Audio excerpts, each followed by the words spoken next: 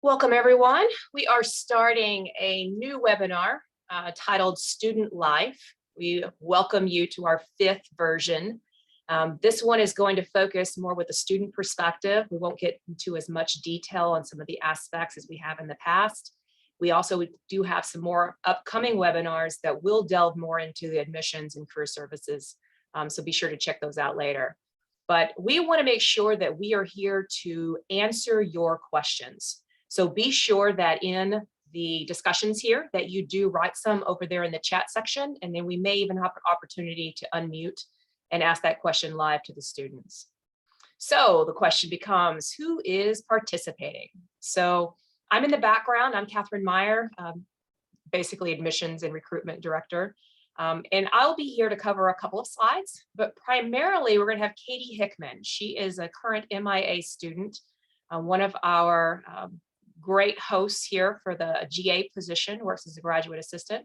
And she is going to kind of moderate some of this and work with 2 of her classmates. Shekinah Kahongo is an MPSA student, was also actively involved heavily with their school. And then Logan Weber, same thing, MIA student, also heavily involved with a number of different program aspects and organizations. So I'm going to pass it on to Katie and leave the slides up as she needs me to change them as we go through this agenda. And so I'll get on to the adjusting to grad school and let her kick it off.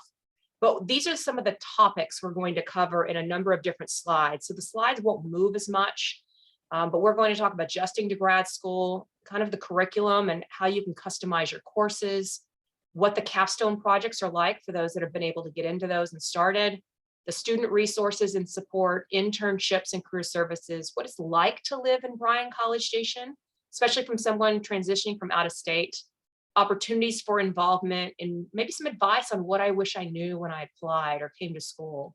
So again, chat questions, I'll be moderating those and trying to answer on the side. But at this time, I'm going to pass it on to Katie, and we will cover adjusting, went the wrong way, adjusting to grad school. Hello, everyone. Like Catherine said, my name is Katie. I'm her graduate assistant on the MIA track, studying diplomacy and intelligence. So I'll kick us off with what a typical week is like. And I'll just say every day is pretty full. There is always something to be working on homework-wise and with assignments. A lot of students may choose to like front load their schedules or take classes maybe a couple of days a week. Just depends on what classes they're offering and when. But I know I, for example, have like 2 days off a week. I don't have class Monday and Friday, but that does not mean I don't have anything to do. I know coming in, Dr. Gauss told us to treat every day like work 8 hours like a full-time job, because it really is a full-time job to keep up with everything. So we're assigned enough readings basically to fill all of our time in the day. And I would say, depending on how much I have due, I spend anywhere between 5 to 6 hours a day just working on assignments and readings, and even more than that during finals. So the homework load is pretty heavy. A lot of times homework, though, just means coming to class ready to talk about the readings. It is different than undergrad because like you actually have to do the readings because the classroom sizes are pretty small and the courses are designed to be discussion based. So it is very important to stay on top of your readings, and there are always readings to be done. And I don't know if Logan and Shekinah want to say anything. I know Shekinah is studying MPSA, but I would say it's the same for him. Logan, do you have anything you want to say about the homework load?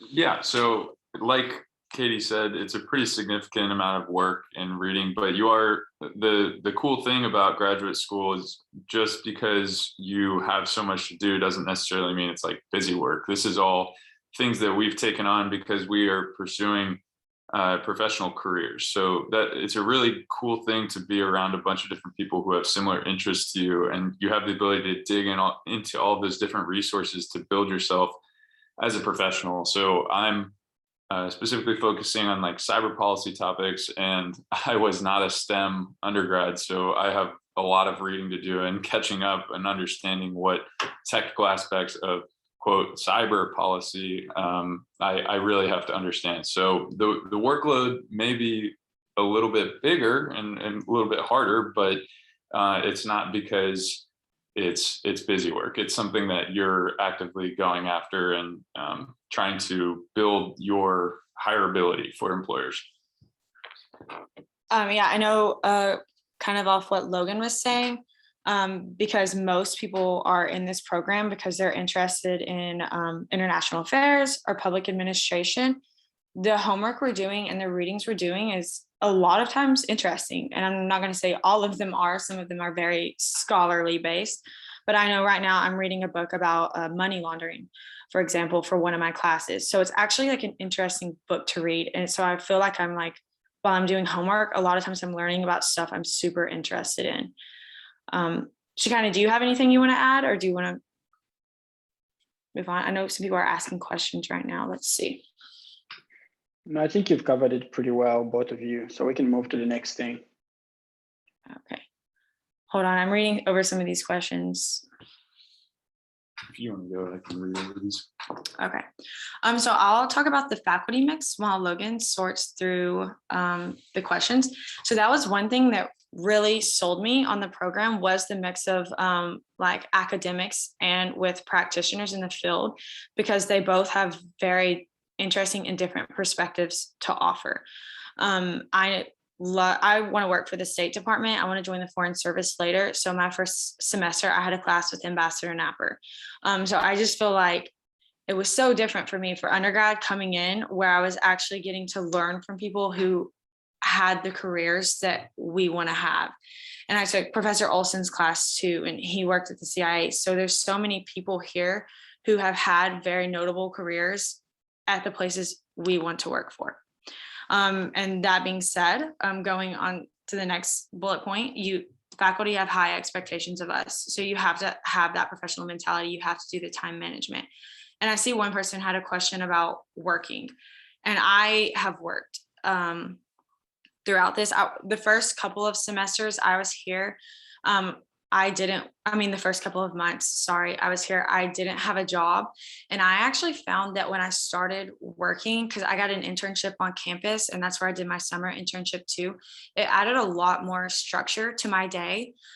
Because when I was just having school and then the rest of the day free, I noticed that I was kind of like waiting until later in the day to start my assignments. So I thought working added a lot more structure to my day.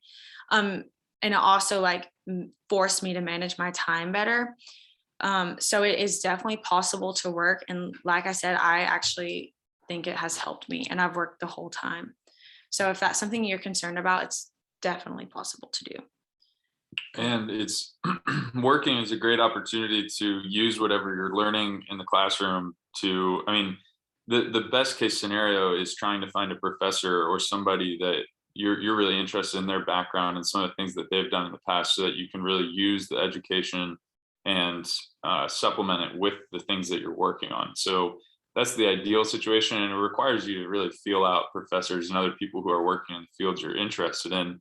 But yeah, definitely possible. And in that way, you're literally working on classwork as you're hopefully making money or having some sort of unpaid internship where you're getting job experience for the future. Yeah, and I think too, for a lot of students who are coming just out of undergrad, it looks really nice on your resume to show that like you can hold a job and go to a pretty intensive graduate school. I think that alone is pretty impressive. And then I know too, I went at my internship, I was given like a data project to work on, where I had to I had to do a big data project. I guess you guys don't want to hear about the fine details of it, but I realized that I was super interested in that. And now I'm like taking a data class. So I think it's helped me realize what I was interested in and like how to tailor my classes more to that, I guess. Shekinah, do you have anything you want to add? I'm not actually sure if you've worked through this or not. Yes, I've actually been working for the most part of it, and I've worked off campus, to those that are wondering. So it's really, I think it's doable. I think one of the things that I found to be very important as I worked and did school and just research on the side as well, is just learning how to prioritize and manage your time, but also making those decisions on what you want to be involved with and when to say no about that is something that I had to learn how to do. So It's definitely doable, and there's opportunities that exist both on campus and outside of campus as well. It's just being able to decide what opportunities you think needs more of your time and when to delegate for those is going to be something that I found useful in making those decisions, but it's definitely doable. Yeah, and I see one person's asking for tips about the application process. So when you're writing your essays, I would say make sure that your writing is good, because this is a very writing intensive program. So that's going to be the first impression that the faculty have of you, is like how well you write your essays. And then they're probably going to be looking at the context next to that. So I would say make sure your essays are good. And then when you're interviewing, I would say, one, be confident, but I know they asked me questions about like language skills. So they are going to ask you if you have any of those skills. So if that's something that you don't have right now, I would make sure you're working on it and you have something to talk about in that way. Yeah, and as far as like specific ways, I mean, specific points of writing a really good essay, making sure that you have exactly your topic, you have it narrowed down, and then you stay very specific throughout your essay. So you keep coming back to the main principles of why you're a good fit for the program or whatever the specific application question is. Because a lot of the writing we do is very targeted and short, succinct, concise. So making sure that you're taking a like calculated approach to it and not just diving around 900 different things, staying focused on exactly what characteristics you're trying to drive through the essay.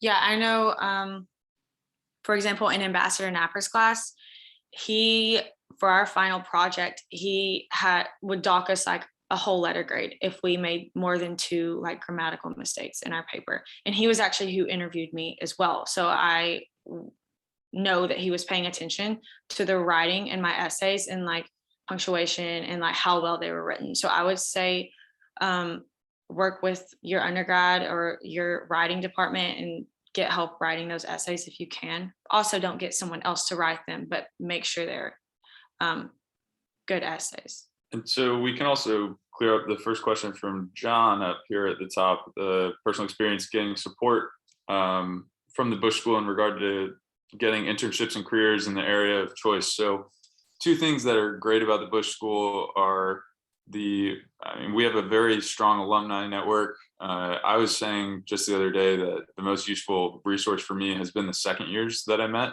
last year in figuring out what career paths I could really start looking at. So like I said, I'm interested in cyber policy, cyber related topics. So finding the people in that concentration who are going out seeking those jobs and already going through a lot of the trial and error to figure out what employers were looking for on resumes and how to be successful in that process. And then secondly, we have a whole office of career services run by the wonderful Michael Cochran, who is sending out job postings every single day. And we also have employer presentations on campus. So everyone wants you to be put into a job position like that. That is the goal of our school and graduate schools in general. So everyone's supportive. I mean, of course, it's a little bit competitive just because the nature of it. Everyone wants a job, but at the same time, everyone's really out here for each other and, supporting you finding those opportunities.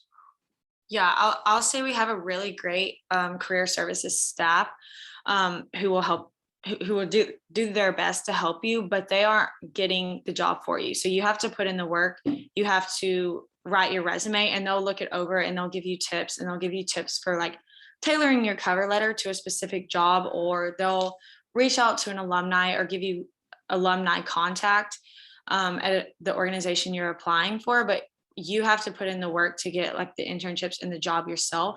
They're just there to support you for that. Let's see. I know, Catherine, we're bouncing around to other topics that you have on later slides. So I don't know if you want us to answer all these questions now or. I'd prefer that we try to generate, I'm writing some of these down and I'll answer the ones that are very specific, like demographics and things like that. But the rest of them, I think pretty much we're covering on future slides. So we'll just wait until we get to that part. It keeps it a little more organized. Okay. I'm having a hard time like reading them and then also looking at the slides. So But if you want to go ahead and switch to the next slide, we'll see what we got. Okay. So customization of courses. The great thing about the Bush School is how you can customize your courses. And this one is about MPSA. So Shekinah can talk more about this since that's what he's studying.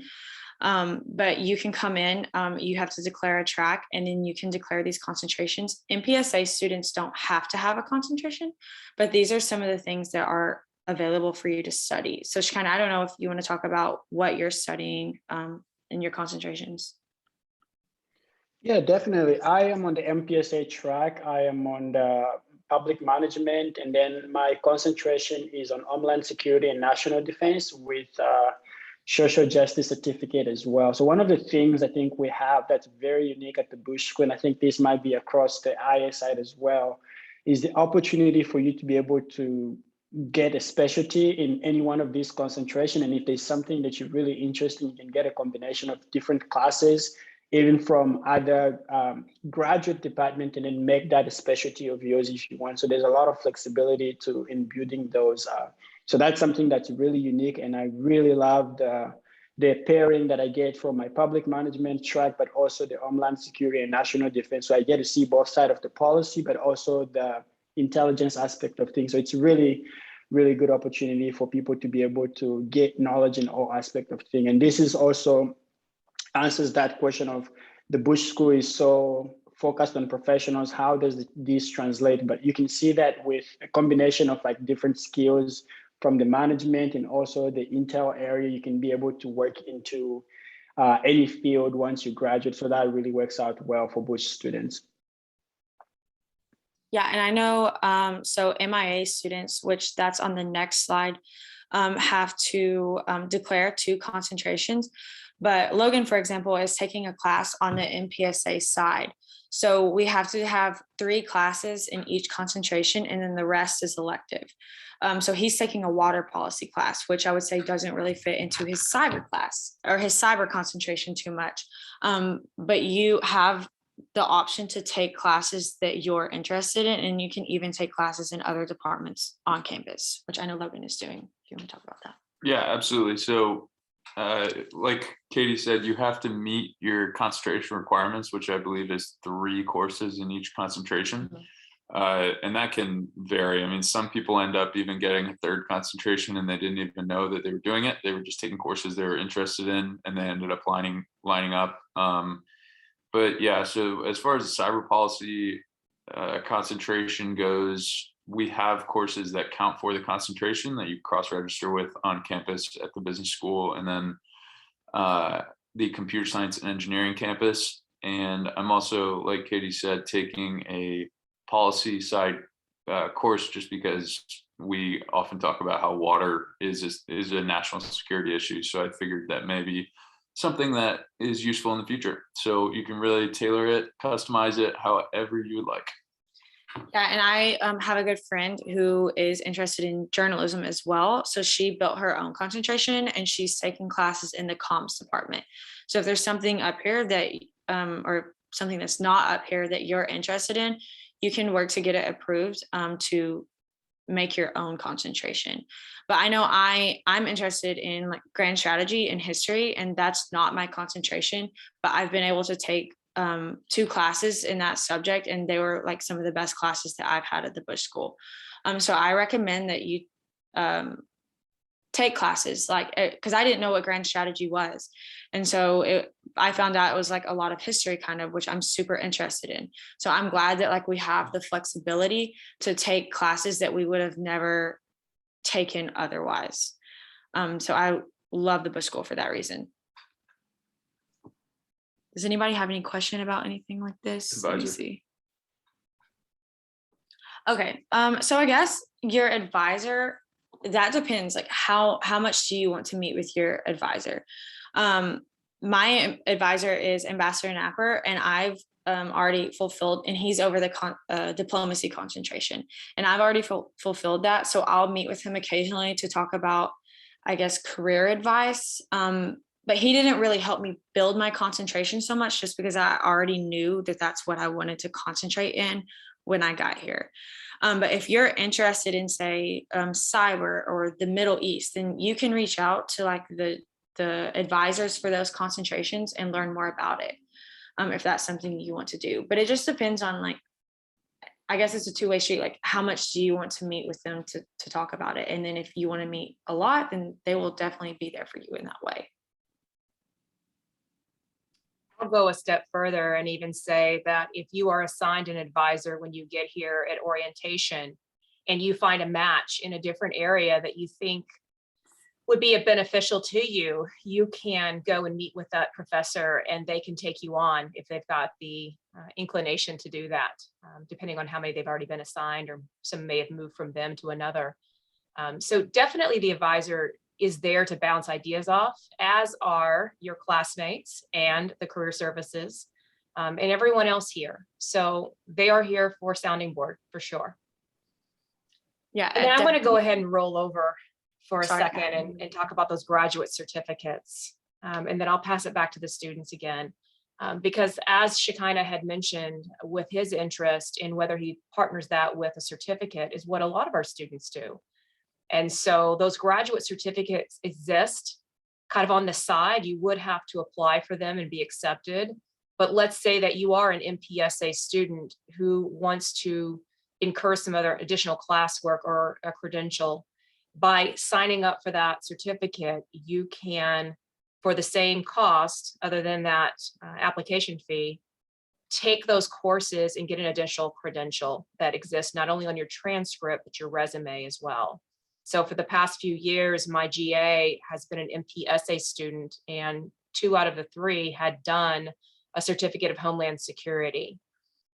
So it's just a way to do additional credentials. Or let's say that someone graduates in December or wants to work for a couple of years and still wants to maintain some of that academic rigor and take some classes while they are working, and they can do certificates online. And so it's a way for them to either utilize that semester while they're waiting for grad school to begin in the fall, or balance with work, dip their toe into something new to see if they like the coursework in that area. And the classes that you earn for those certificates are graduate level coursework. So depending on which program you go into, here at A&M, we'll take 4 courses into our master's degree. Other schools may have some limitations that may only take 2 or 3, but they are eligible to be counted towards a degree plan at another school. It's just whether or not they'll take them.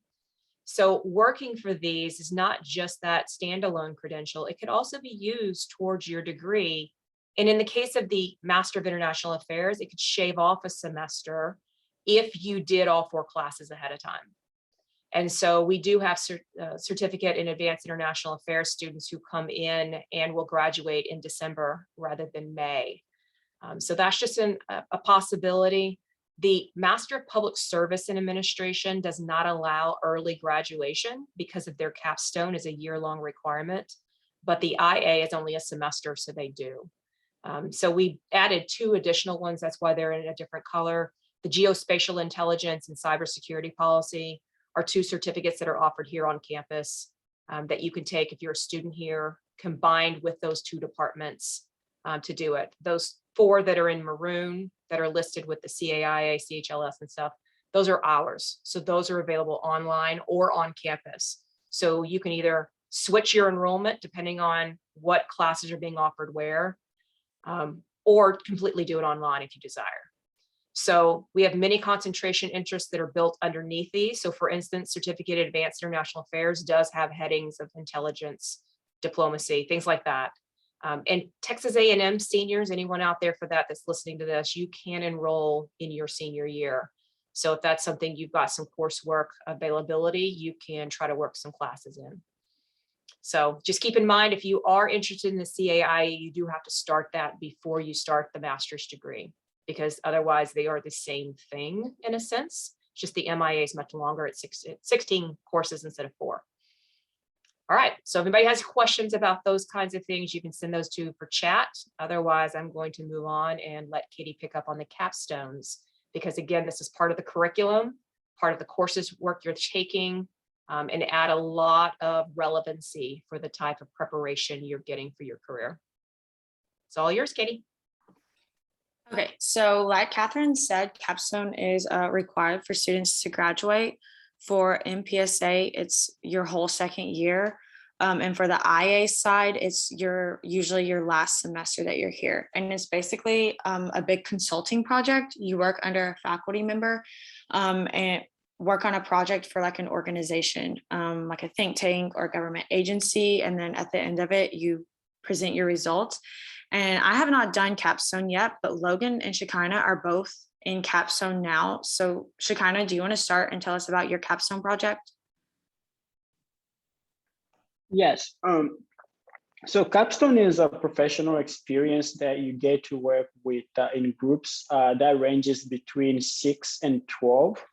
And this project basically is you have a professional client that have a problem that they're trying to solve, and then they give you that, and then you, as a team, you have a faculty advisor, you come up with mission statement, strategies, and then you do the research on how to address the client's concern. And then also at the end of the year, once you've worked as a team for the entire year, you provide a very detailed report, which we call the deliverable for the client that addresses that need. So this is really a unique opportunity for you to be able to get work experience while still fulfilling your academic coursework, but also really learn about how to work in a team, and then build some of those communication and professional technical skills, and just how to address conflict in a team setting dynamic. So you really get to see all of those things work out, and then you get to learn about how do organizational executives deal with these issues when they're thinking about a mission statement, strategic plan, or thinking about solving these problems.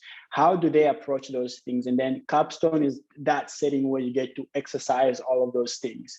You get to learn about when we have multiple ideas on how to solve a problem, how do we reconcile those? And then how do we keep the needs of our clients, but also the goals of the team at large in mind, in producing a deliverable that satisfies the needs of the client, but also provides a professional opportunity, training opportunity for us as a team as well. So it's a really unique opportunity.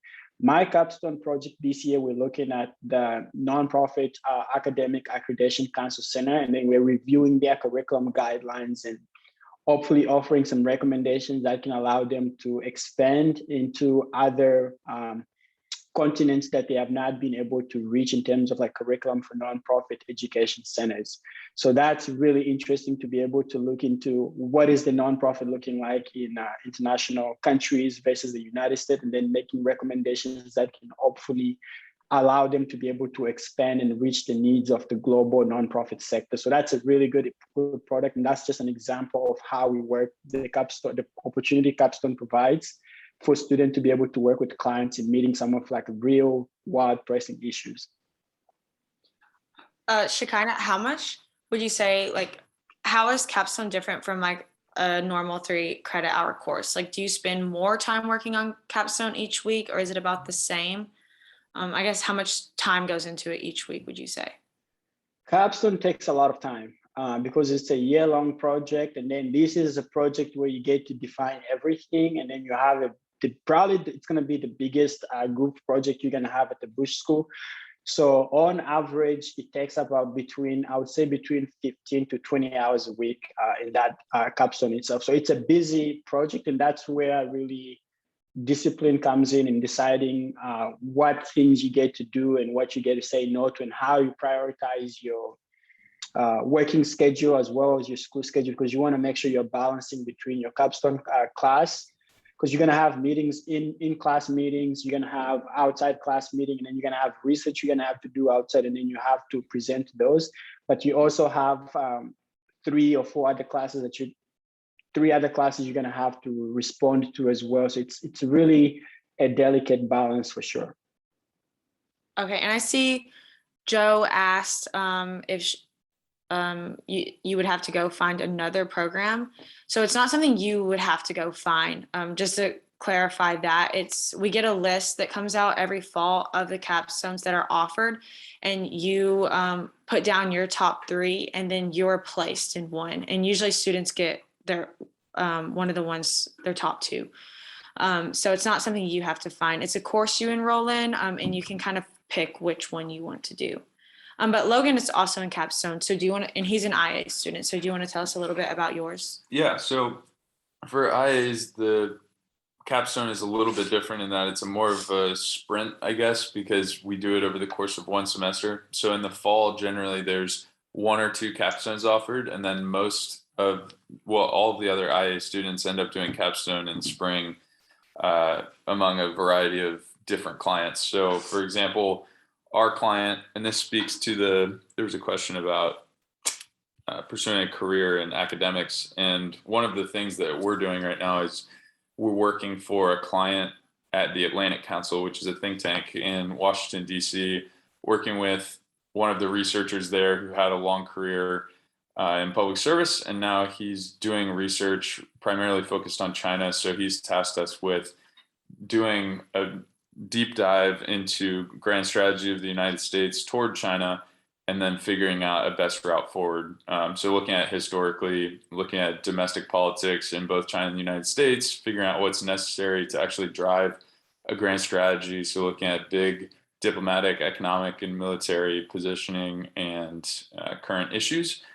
And then, as Shekinah said, having a final product that is, it's many pages, but we end up submitting that in a formal document and then presenting it to our client.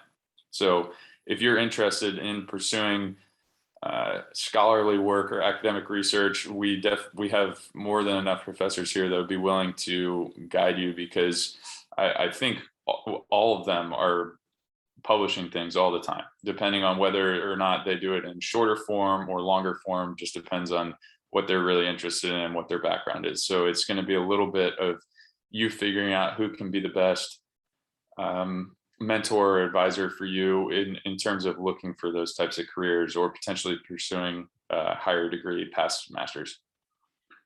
Yeah, and I guess going off that question about academics or academia, usually I guess when you think of that, you think of teaching.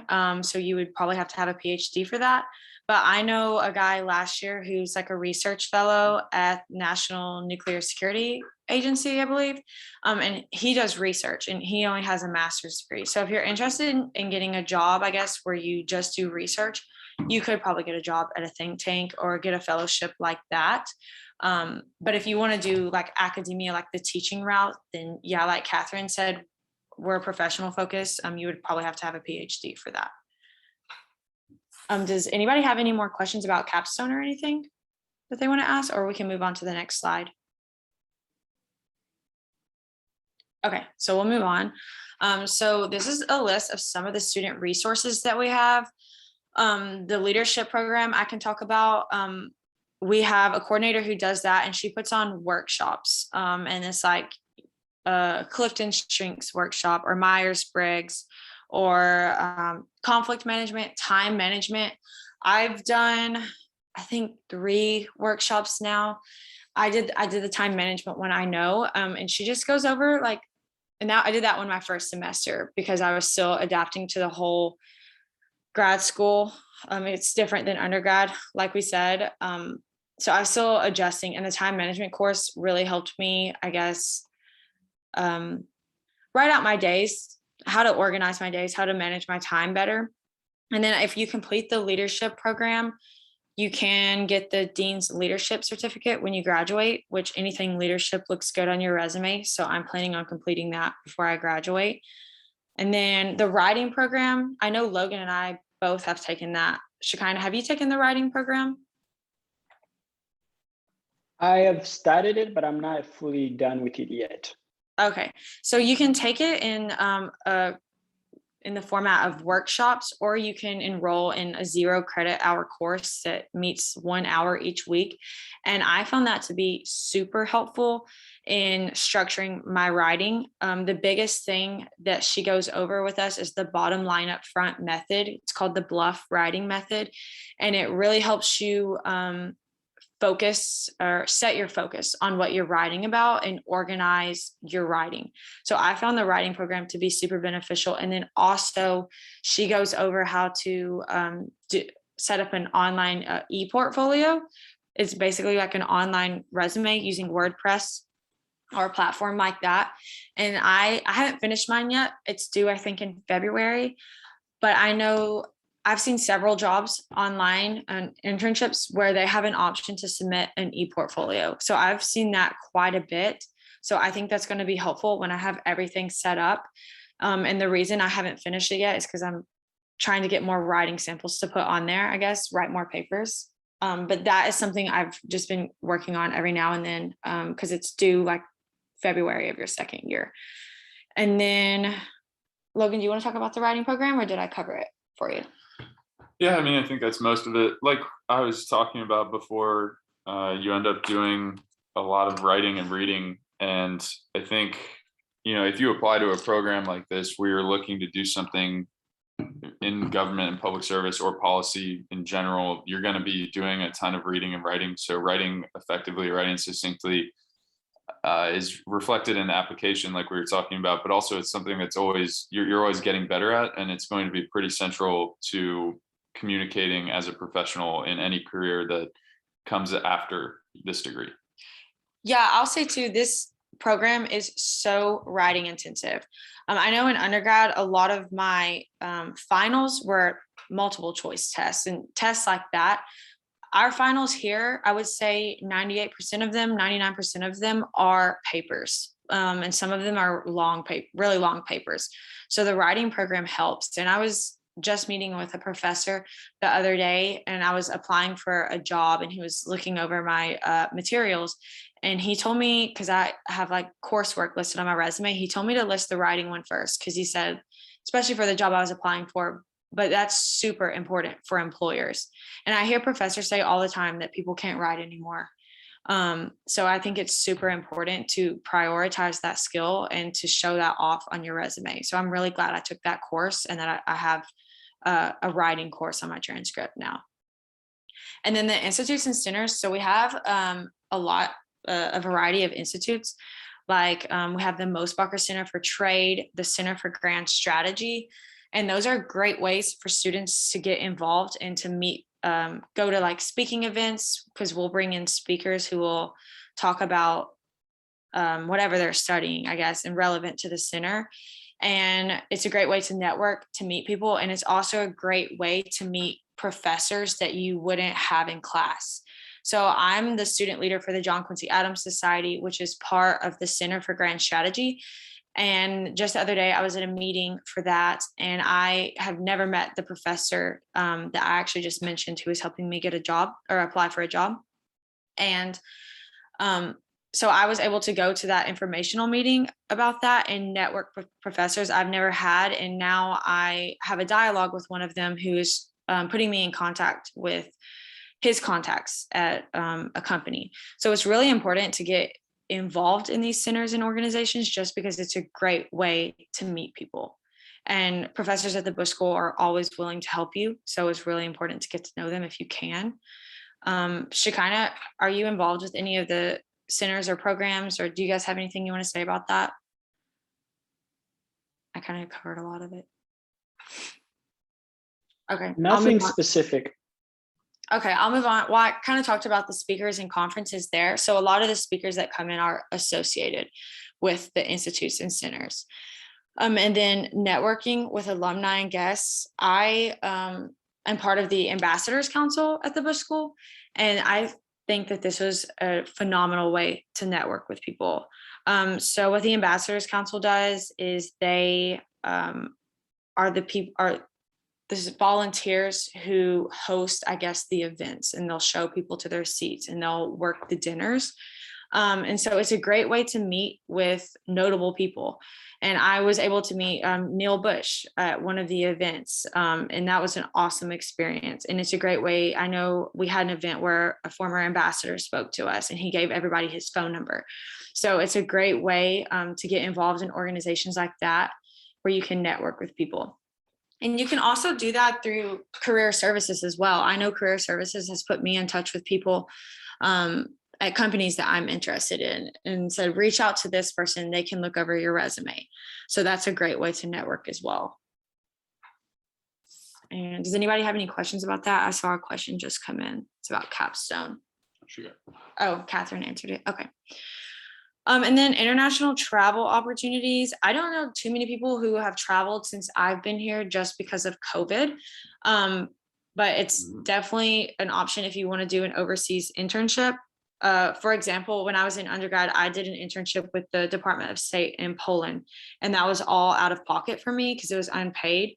But I know people who get internships with the State Department here who go to DC or go abroad, and the Bush School actually gives them funding to do that if it's unpaid. So the international travel opportunities are going to be, I would say, more abundant here just because they're more affordable for students to do, because the Bush School helps out with that. Does anybody have any questions about that? I guess you guys are putting them in the chat as I go. Okay, and then language assistance. So I don't know about you guys, Logan or Shekinah, you're MPSA, so you don't have the language requirement, but I was not ready to pass my language test when I first got here. So I had to demonstrate during my interview that, you know, I had a background in a language, but that doesn't mean I was ready to pass the test. And so the Bush School offers resources for that. So my language is French.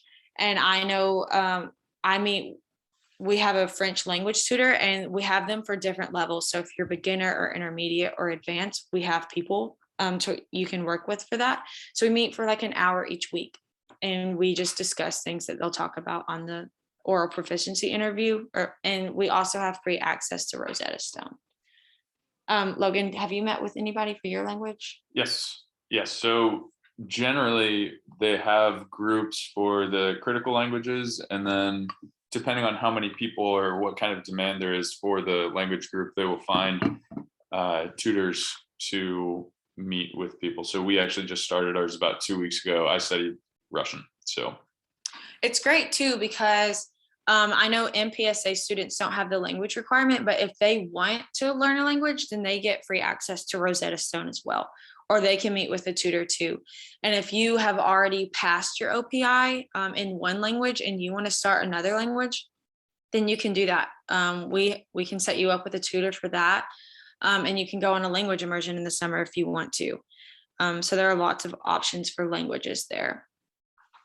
And then the library resources, that's not something I have used too much. Well, actually, that's not true, because basically all of our textbooks are free through the library. So they'll either buy them online or they will scan them in.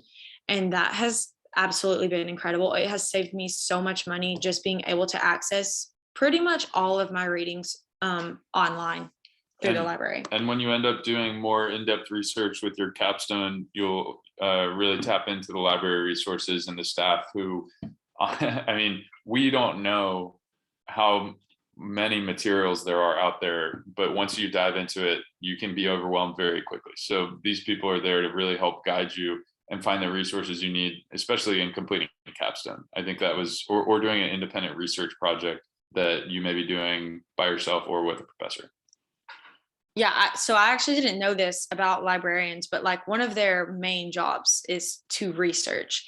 So like if you don't have a very strong background in researching and how to do like actual formal research, then the librarian can help you figure that out. So that is a great resource for students who need that.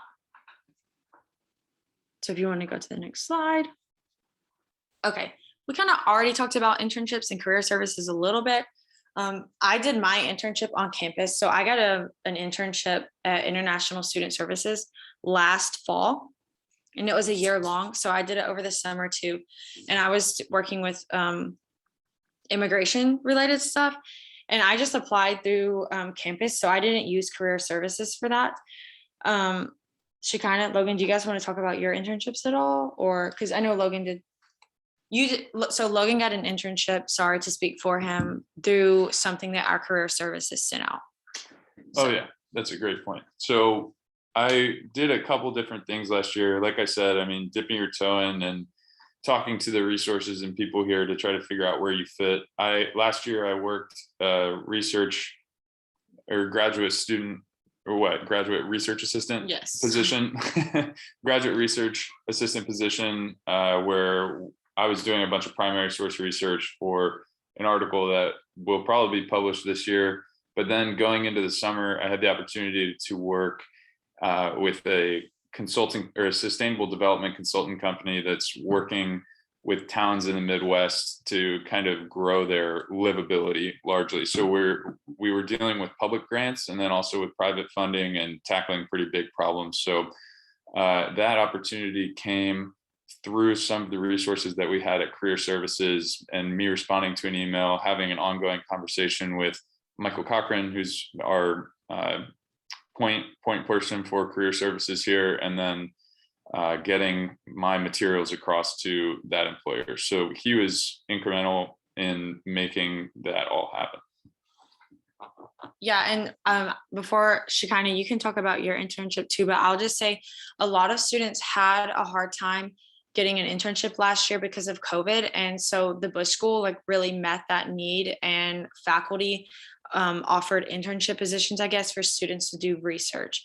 So I really appreciated, and I know other students appreciated too, how the Bush School kind of stepped up in that way to meet the need of students who couldn't get internships because of COVID. And so Shekinah, tell us about your internship.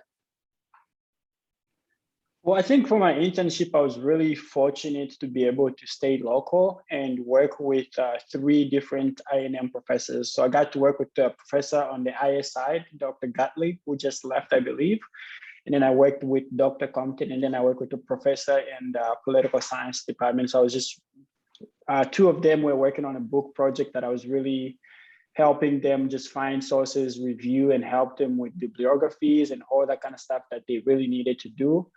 And then another one was kind of like, it was a guided project that they were looking at classroom interaction and then writing a project that answered to some specific things. So I really got experience researching and then thinking about just writing papers at the graduate level. But that's also something that you can do if you're thinking about PhD work, is you don't necessarily always have to get an internship at a big corporate company, but you can also do an internship that allows you to build on your technical writing skills, research presentation, and even doing your pre-research analysis plans and all that kind of stuff. So that's something I really got to be able to do with both the MIA professors and also the ESSA professors, and I got a really good experience out of it.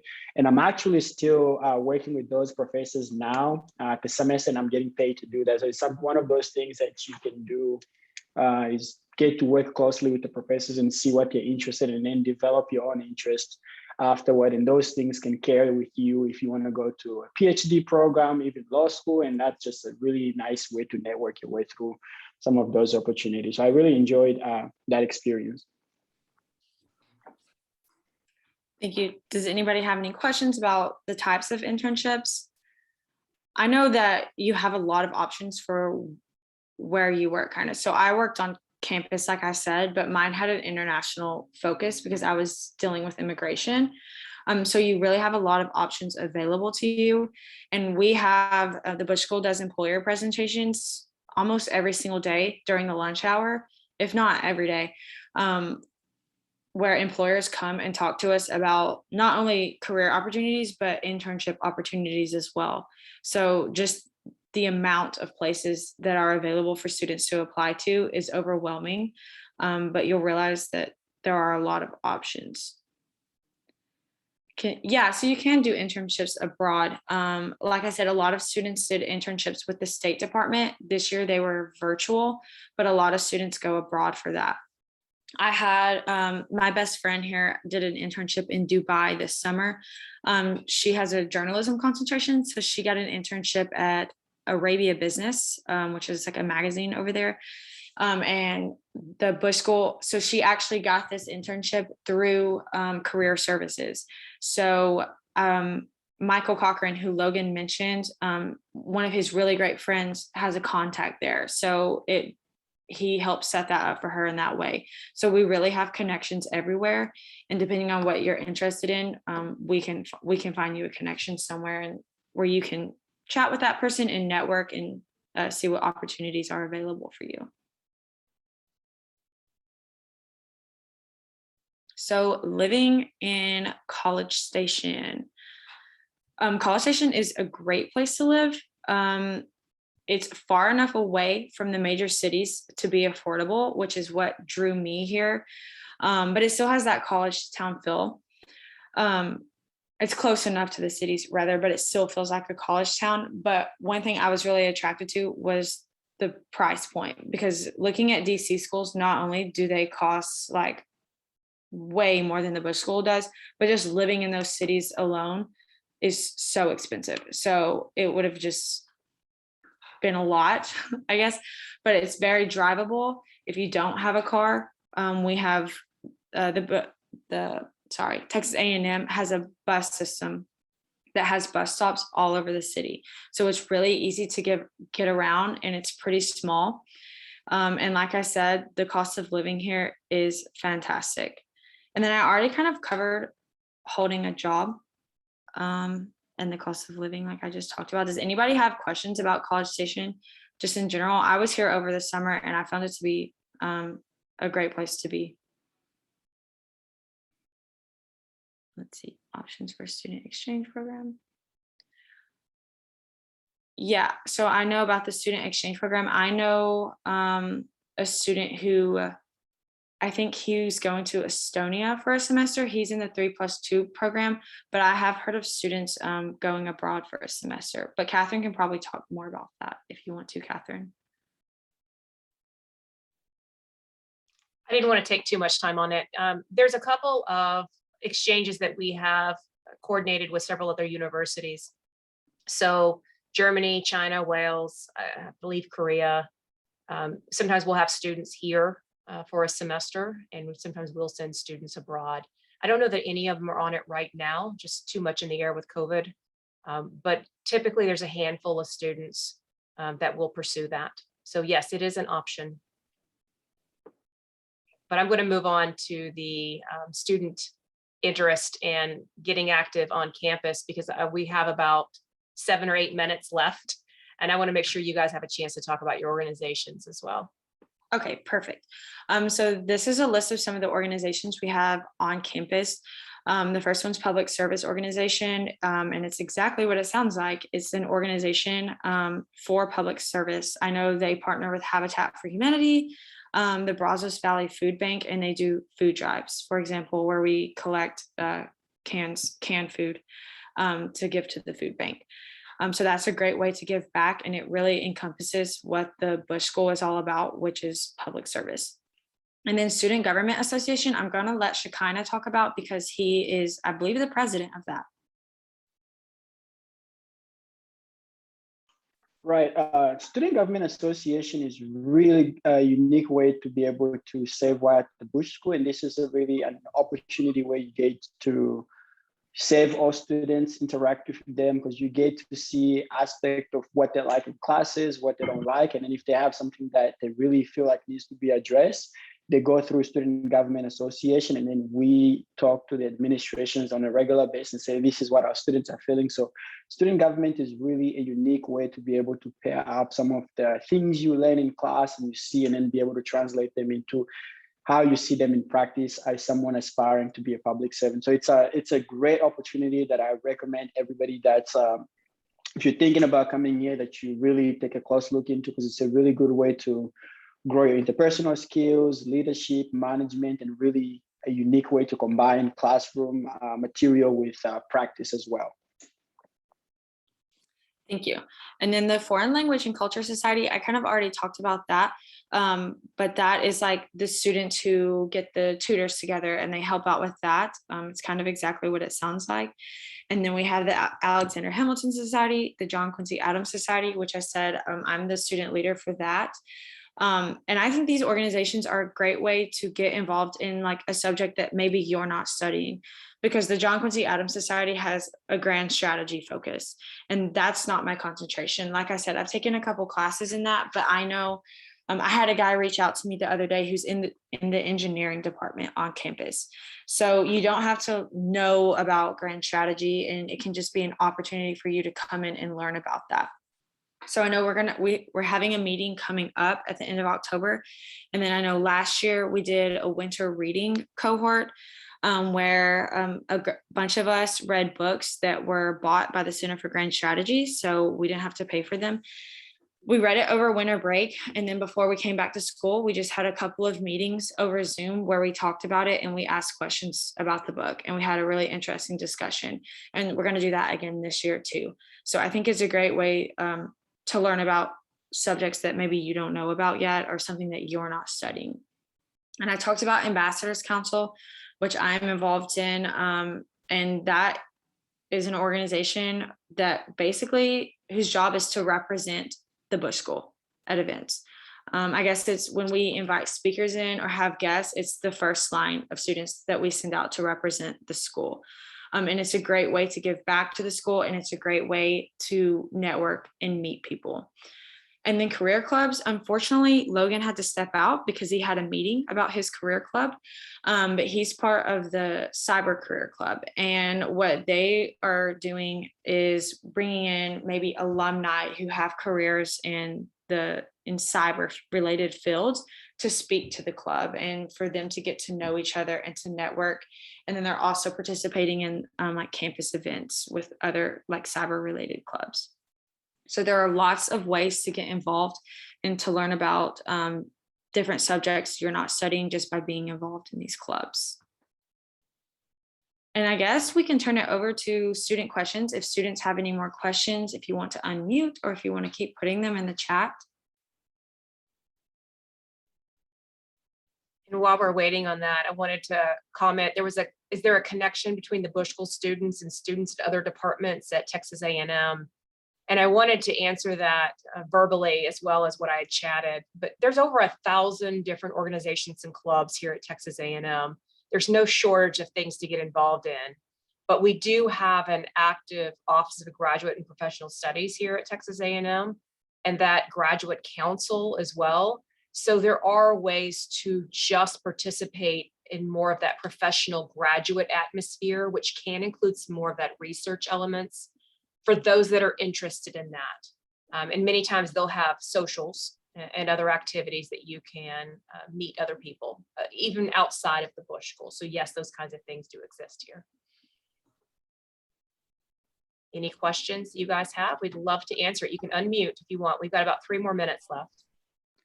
Hi, I wanted to know, I'm Maria, thank you for the info so far. I wanted to know if a lot of students are a little older, if they've worked a while, if they're in a career shift, or what's the vibe of the students overall? Which particular program? I know here at the Bush MIA School, in MIA. particular. So Yep. here at the Bush School, average age is usually between 24 and 25 for the Master of Public Service and the International Affairs, which brings in the majority of our on-campus students.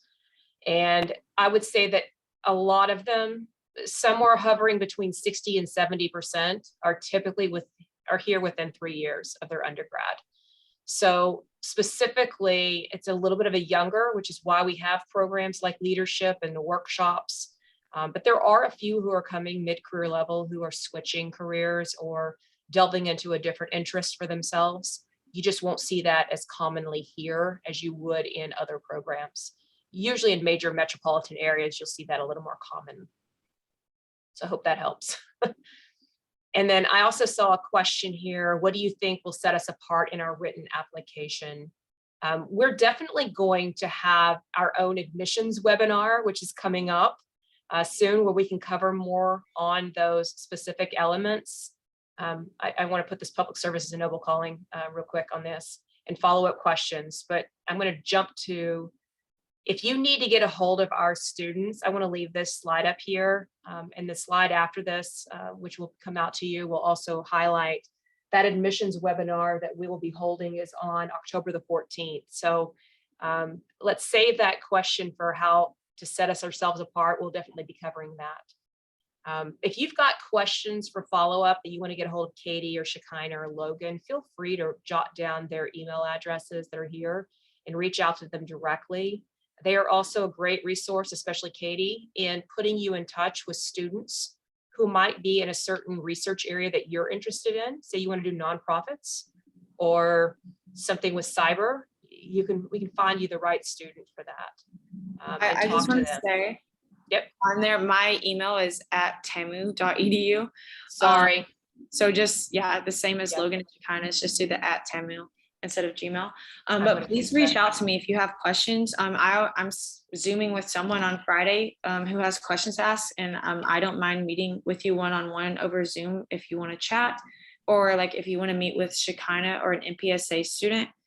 Tell me what you're interested in, and I can find someone for you to talk to who has the similar interests. And with that said, we're going to wrap this one up. There is the listing of the next 4 webinars. Many of you are signed up for some of these. If you did not and are interested in it, just email me and I'll be happy to add you to it.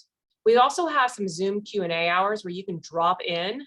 They're at least one every other week. So our next one is October the 11th at noon. And then the next one will be October 27th at 1 o'clock. These are all Central Time. And then we have other online events that are posted on our admissions website. So be sure to check us out. We're happy to help. Just want to be respectful of your time. This is an hour long, which can drag out a little, but keep talking. So thank you guys very much for your interest. Come back and see us at other webinars or drop in and reach out to us at any time that you're ready. We're looking forward to help make a productive application for you and hope to see you soon. Thank you guys. Appreciate you.